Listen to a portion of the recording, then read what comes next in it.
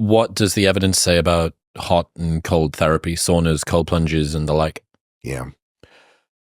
It's really difficult to measure recovery outside of just performance. And the performance data is mostly like,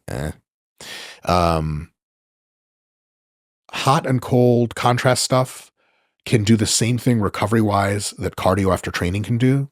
Specifically, cold exposure and contrast can have this cascade where they cool off your inflammatory systems. That means under the hood, there's no recovery going on, actually less. The systems aren't getting healed. They're not getting fixed.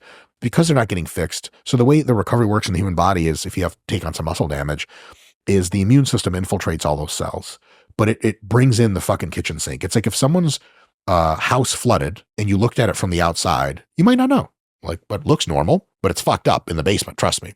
You could still live in the house too. But if you have a crew come in and deflood your house, they bring that fucking giant truck with the hose and the generator's like, and it's pumping out the water, and they gotta like redo some of the wood. You can't work and look and live in that house. That's what the immune system does to your muscles when it comes in. It fucks a bunch of shit up. It takes a few hours, few days to do that. What contrast bath is basically, or cold exposure, non-steroidal anti-inflammatories, and exercise after you've already done exercise is basically putting up a notice at the front gate to the people that are going to drive in with the truck to take the water out of the flooded house, is tell them like, hey fellas, come back tomorrow. And they're like, yeah, fuck it. Now the house isn't getting any better, but if you want to work in that house later, if you're in an upstairs office and you're writing your magnum opus, you don't want the fucking generator running. So you're like, blah, blah, blah, blah, come back.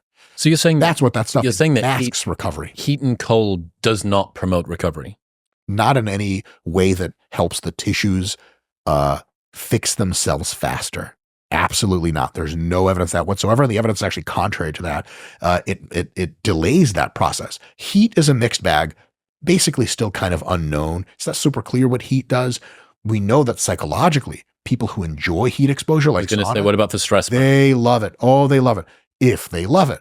But if you have an athlete that hates the sauna, do not make them go to the sauna for recovery. Because sauna is good for recovery and good for stress management. No, it's good for gym and gym stress management. John fucking hates it. 100%. Like, if you like jazz music and it relaxes you, jazz music for an hour is dope. If you fucking hate jazz music, what the hell am I going to put you in a room, make you listen to music you don't like? That's like hell. That's like some kind of modern corporate version of hell.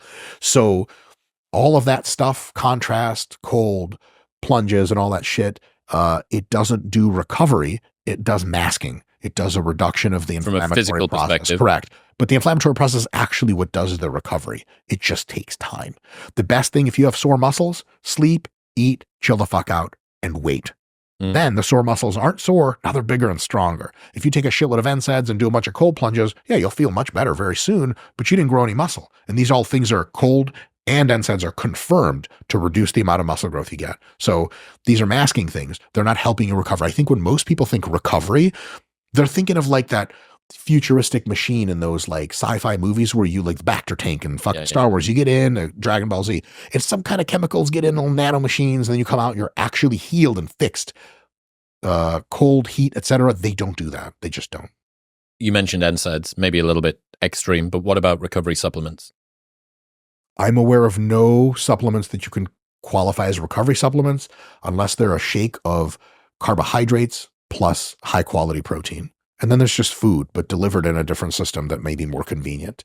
There are no recovery supplements that I know of. Creatine, sort of, but if you regularly take it, you just keep taking it and it recovers your creatine phosphate stores faster. As much as water is a recovery supplement. Water's one hell of a recovery. Electrolytes to you take over. Yeah, I would say maybe not wholly, but 95% of the time that I see like a recovery claim on a supplement, like an internal eye roll starts happening. And listen, a lot of people, and I was butthurt about this when I was younger, a lot of people who dog on supplements and shit like that, they're just like, I'm sorry, forgive me, for lack of a better term, just leftists. Like, they just don't like corporations. They don't like even the idea of competition or hierarchies. It's like, all you need is natural food. Like, shut the fuck up, Karen. Great, thanks. You don't even like anything. You don't even like sports. I take fucking supplements, bro. I take drugs.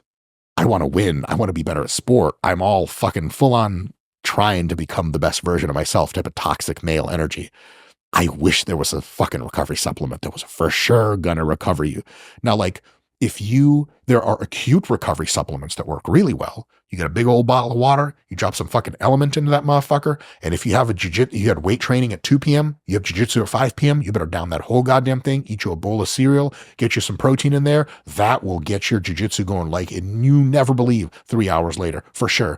But healing and replenishing and all that stuff, there's just no way of saying salt water and food is what we just did. Yep. That's it. That is a recovery supplement. But it's like, if you don't have any salt dynamics issues and you get enough salt in your diet, drinking an element first thing in the morning every day is well on my way to recovery. Like, that's not how that works. Like, when you need it, it's fucking golden. When you don't, what you doing? Mm-hmm. There's no magic recovery pill. Now, if I'm being fully transparent, anabolic steroids and growth hormone are one hell of a recovery supplement, but they got their downsides too. Insulin, growth, insulin, and a shitload of primobolan. Holy fuck, man, you're recovering like you wouldn't believe. Native rubber and magic. Oh yeah, sure. Exactly. Yeah. But that comes with, that's not a supplement. Those are prescription drugs. Some of them not even available for prescription.